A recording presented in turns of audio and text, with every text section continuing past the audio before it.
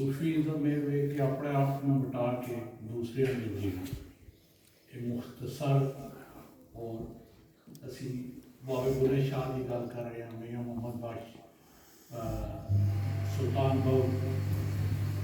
ये बहुत बड़े नाम हैं और इन्होंने इतना कम किया है कि अज भी यकीन जानो कि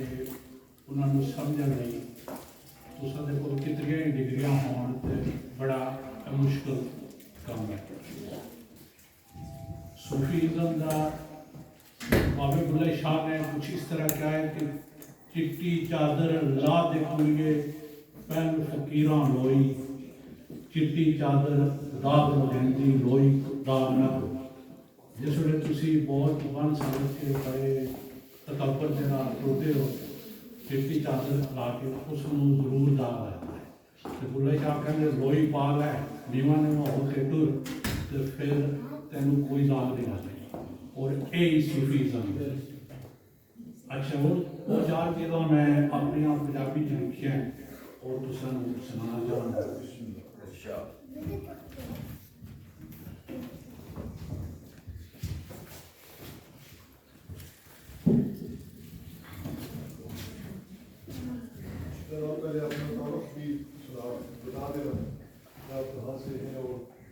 मेरा नाम जहांगीर अशरफ है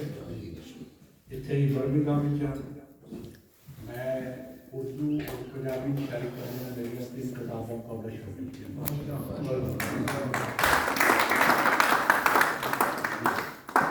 पीछे गुजरहान असी गुजरहान के नाम मेरा दादा के ग्रां भी दसियो ग्रां साड़ा बेवल है ग्रां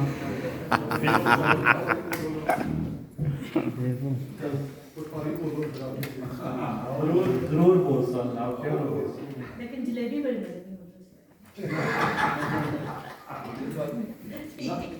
वो ज्यादा सीधे जलेबी बनी नहीं है।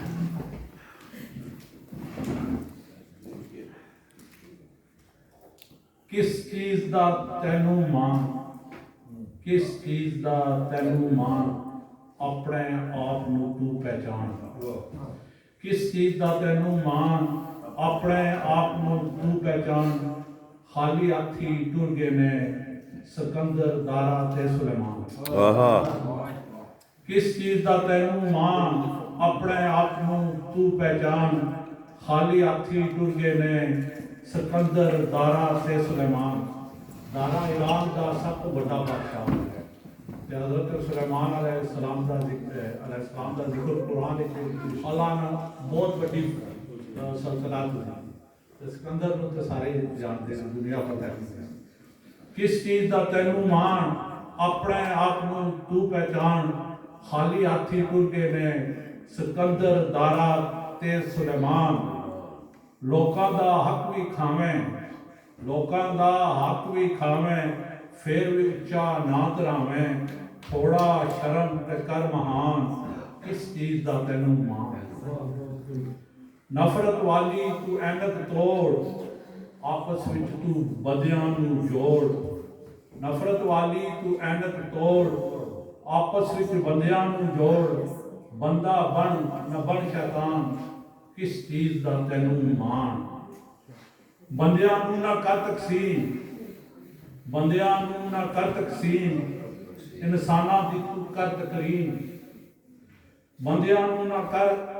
तकसीम इंसानां दी तू कर तकरीम बंदियां नू तू बंदा जान बंदियां नू तू बंदा जान किस चीज दा तैनू मान मिट्टी दे विच रुड़ जाना है मिट्टी दे विच रुड़ जाना है मैं ते तू उड़ जाना है मिट्टी दे विच रुड़ जाना है मैं ते तू ते उड़ जाना है की मुफलस ते की धनवान की मुफलस ते की धनवान किस चीज दा तैनू मान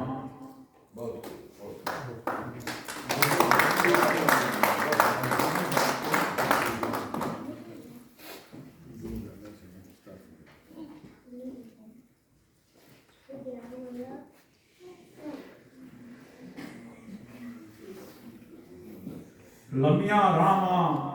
औखे पैंडे ਪੈਰਾਂ ਦੇ ਵਿੱਚ ਛਾਲੇ ਪੈਂਦੇ, ਨਵੀਆਂ ਰਾਹਾਂ ਔਖੇ ਪੈਂਦੇ, ਪੈਰਾਂ ਦੇ ਵਿੱਚ ਛਾਲੇ ਪੈਂਦੇ, ਦੁੱਖਾਂ ਦੀਆਂ ਪੰਡਾਂ ਚਾਹ ਕੇ ਹਿੰਮਤਾਂ ਵਾਲੇ ਟੁਰਦੇ ਰਹਿੰਦੇ। ਦੁੱਖਾਂ ਦੀਆਂ ਪੰਡਾਂ ਚਾਹ ਕੇ ਹਿੰਮਤਾਂ ਵਾਲੇ ਟੁਰਦੇ ਰਹਿੰਦੇ, ਜਿਹੜੇ ਘਰ ਬੈਠੇ ਸੋਚਦੇ ਰਹਿੰਦੇ, ਦੁਨੀਆ ਦੇ ਉਹ ਮੀਨੇ ਸਹਿੰਦੇ। ਜਿਹੜੇ ਘਰ ਬੈਠ ਕੇ ਸੋਚਦੇ ਰਹਿੰਦੇ, ਦੁਨੀਆ ਦੇ ਉਹ ਮੀਨੇ ਸਹਿੰਦੇ। ਜੋ ਕੁਝ ਕਰਨਾ ਹੀ ਅੱਜ ਹੀ ਕਰ ਲੈ, ਰਹਿ ਜਾਂਦੇ ਕੰਮ ਰਹਿੰਦਿਆਂ ਰਹਿੰਦੇ। ਜੋ ਕੁਝ ਕਰਨਾ ਹੀ ਅੱਜ ਹੀ ਕਰ ਲੈ, ਰਹਿ ਜਾਂਦੇ ਕੰਮ ਰਹਿੰਦਿਆਂ ਰਹਿੰਦੇ। ਗੋਡੀ ਕਰੀਏ ਤੇ ਪਾਣੀ ਦਈਏ, ਗੋਡੀ ਕਰੀਏ ਤੇ ਪਾਣੀ ਦਈਏ, ਤਾਂ ਬਾਗਾਂ ਵਿੱਚ ਫਲ ਖਿਲਾਉਂਦੇ। ਤੇ ਜਹਾਂਗੀਰ ਪਿਪਲਾਂ ਵਾਂਗੂ ਜ਼ਿੰਦਗੀ ਹੋਵੇ, ਜਹਾਂਗੀਰ ਪਿਪਲਾਂ ਵਾਂਗੂ ਜ਼ਿੰਦਗੀ ਹੋਵੇ, ਜਿੱਦੀ ਛਾਵੇਂ ਲੋਕੀ ਰਹਿੰਦੇ। ਇੱਕ ਛੋਟੀ ਜਿਹੀ ਹੋਰ ਨਜ਼ਰ ਸੁਣਾਉਂਗਾ ਤੇ ਫਿਰ ਇਜਾਜ਼ਤ ਚਾਹਾਂਗਾ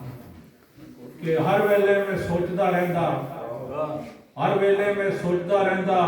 ਇੱਕ ਪਾਸੇ ਕਿਉਂ ਦਰਿਆ ਵਹਿੰਦਾ। ਹਰ ਵੇਲੇ ਮੈਂ ਸੋਚਦਾ ਰਹਿੰਦਾ, ਇੱਕ ਪਾਸੇ ਕਿਉਂ ਦਰਿਆ ਵਹਿੰਦਾ। ਕੋਈ ਖਾਵੇ ਤੇ ਐਸ਼ ਉਡਾਵੇ, ਕੋਈ ਖਾਵੇ ਤੇ ਐਸ਼ ਉਡਾਵੇ, ਕੋਈ ਟੁੱਕਰ ਲੈ ਵੀ ਤਰਲੇ ਪਾਵੇ। ਇੱਕ ਪਾਸੇ ਖੁਸ਼ੀਆਂ ਦੇ ਢੇਰ, ਦੂਜੇ ਪਾਸੇ ਗਮ ਹਨੇਰ। ਮੈਨੂੰ ਤੰਗ ਕਰਨ ਇਹ ਸੋਚਾਂ ਮੈਂ ਕਿਵੇਂ ਰੋਕਾਂ।